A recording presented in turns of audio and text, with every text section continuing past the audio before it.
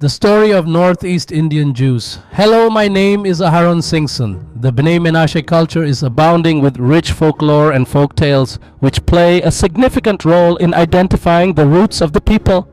The folklore is passed down from one generation to the other orally through word of mouth.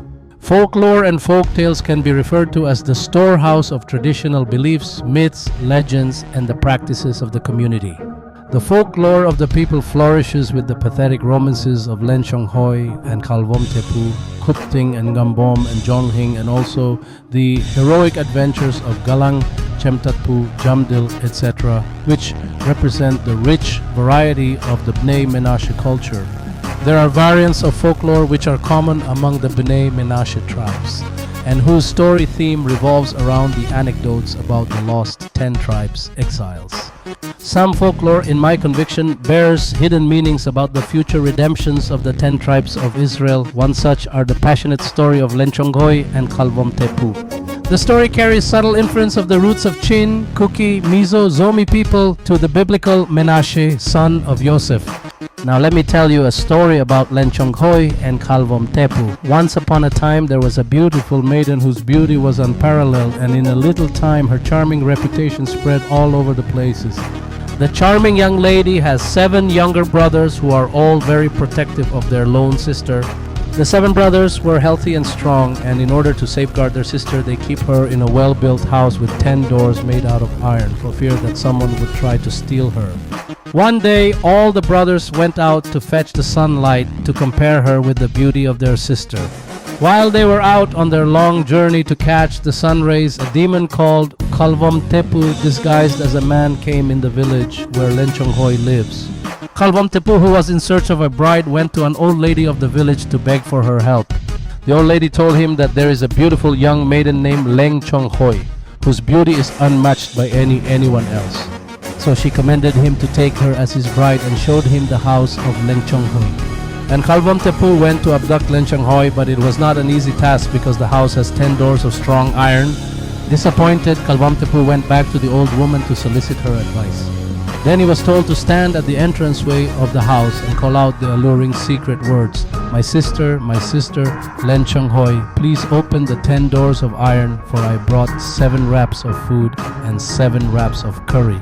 But it is not working out because Lenchonghoi identifies from his voice that he was Khalvomtepu, for the voice was harsh. Once again, Khalvomtepu begged the old woman's help, and he was told that due to his rough voice, Lenchonghoi can distinguish him because all the voices of Lenchonghoi brothers are soft and tender. He was further instructed that in order to make the voice soften, he must go and lick the urine of Lenchonghoi. Inevitably, Khalvomtepu went and licked the urine of Lenchonghoi, and thus he got a soft and tender voice.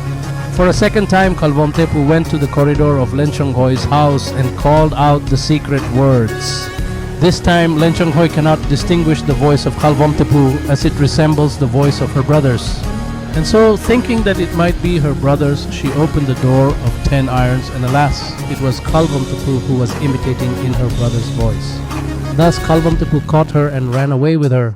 When the brothers returned, they began to call, "Sister, sister," opens the door of the 10 irons, but no one responds. After several failed attempts, the brothers decided to forcibly break in the 10 doors. The eldest of the 7 thrust his body to open the door, but he died in the process. The second attempt, and he also died until all the 6 brothers perished in the course of actions. The last, the youngest of the brothers, also ventured to open the doors, and fortunately he succeeded to open the 10 iron doors. But to his dismay, he found the house empty without any sign of his sister. So the younger brother went to search for his missing sister and vowed to himself, "I am the son of my father, I will take my sister's revenge." So saying, he metamorphosed into a dove and went in search of his sister.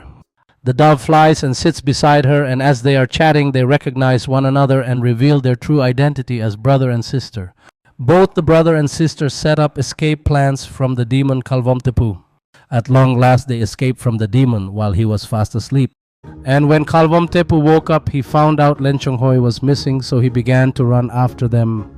Ultimately, they met, and in the battle which ensued between Khalvomtepu and Lenchonghoi brother, none of them had won the duel, but both were tired and exhausted. Then the god inquired of the goddess whom they should tip the scales to upset the balance of the situation.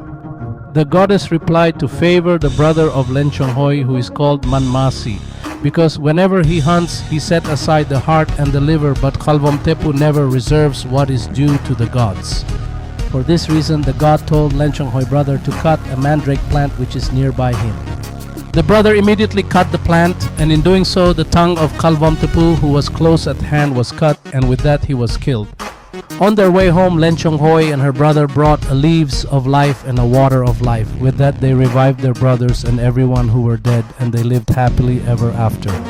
Most folklore of the B'nai Menashe has sad endings, but the story of Lenchonghoi is an exception, which has a happy ending. So I would like to expound on this folklore. As such, everyone can comprehend that it is not just a mere myth, but as folklore imbued with many hidden meanings and messages.